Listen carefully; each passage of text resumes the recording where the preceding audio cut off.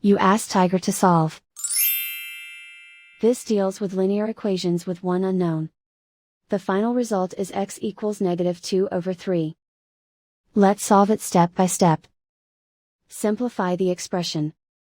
Group like terms. Simplify the arithmetic. Group all constants on the right side of the equation. Subtract 8 from both sides. Simplify the arithmetic.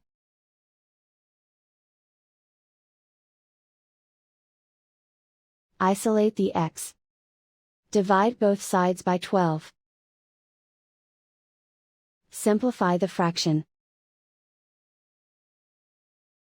Find the greatest common factor of the numerator and denominator. Factor out and cancel the greatest common factor. And so the final result is x equals -2/3.